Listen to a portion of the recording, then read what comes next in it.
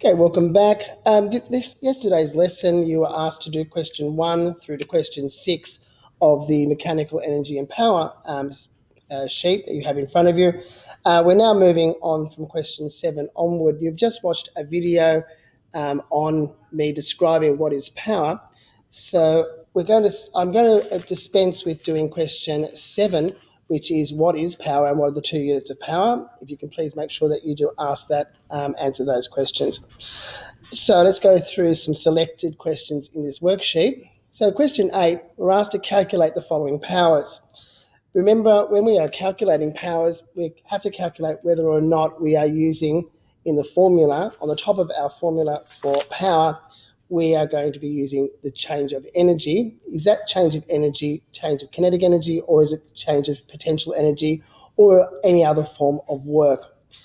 So in these two cases here, we're going to find a weightlifter is using 50 joules to lift a weight above his head in 2.4 seconds.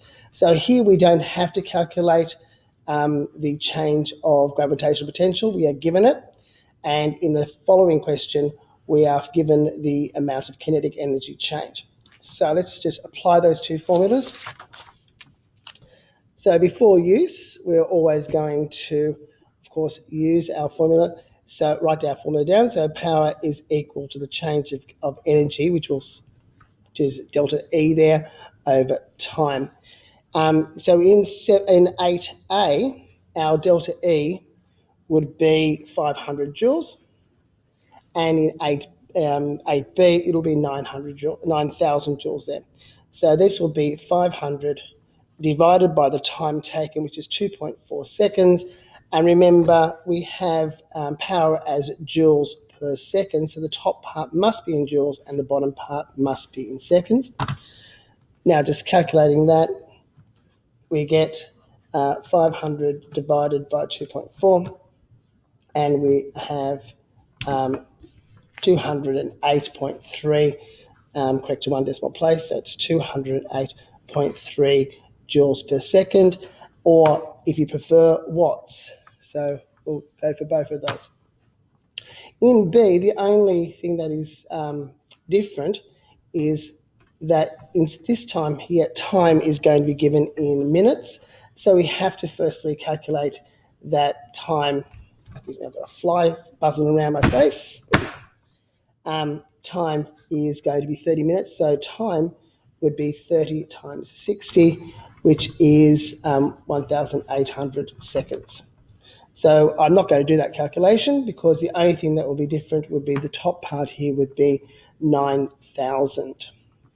Okay, moving on to question 9.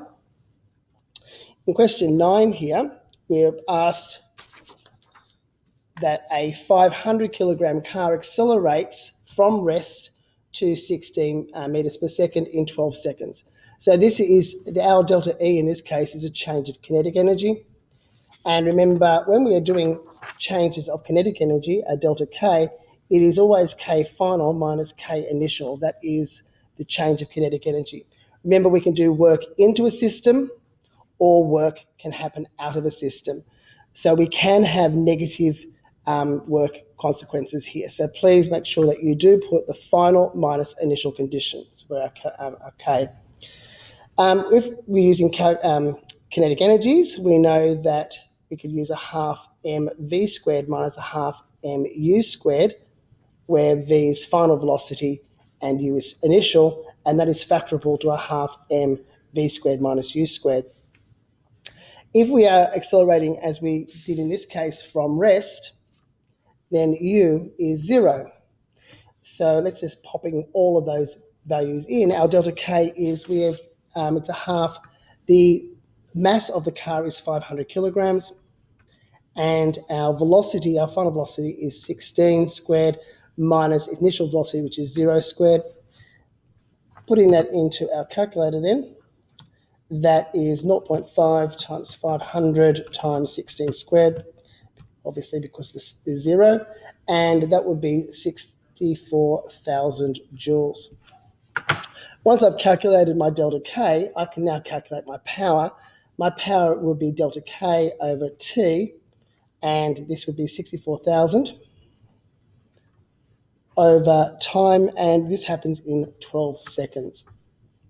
And doing that, dividing that by 12, that final answer, we get 5,333.3 joules per second. I'm just going to now call that all the time watts.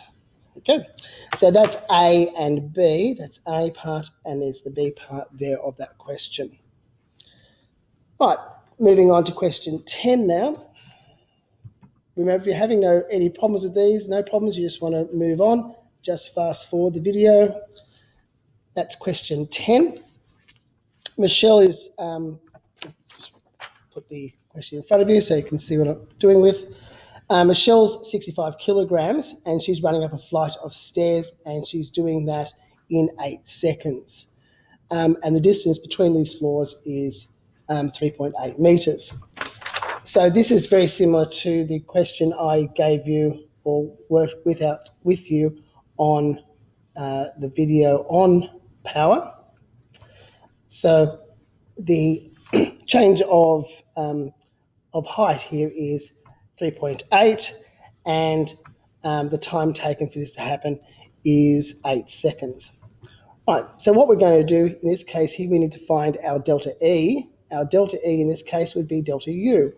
So that would be U final minus U initial, where U is the universal gravitational potential energy. Okay, and we know that this is simply given by mg delta H. And in this case, delta H would be final, which is 3.8, minus initial, which is 0. So it would be her mass. Her mass is 65, times gravitational acceleration, times 3.8. Doing that, we get, I'll just put this in front of you so you can see my calculation. That's 65 times 9.8 times 3.8, and that's 2,420.6 joules. To now calculate the power would be this value here, which is the change of U, so it's delta U on the time, so 22420.6, and she is running up in 8 seconds. So doing this, dividing this by 8, we get 3.230. Sorry, it's not 3.2. It's 302.6. I'm rounding that to 1 decimal place, watts. Okay, so that's up to question 10. I will now put another video doing questions 11 through to 15.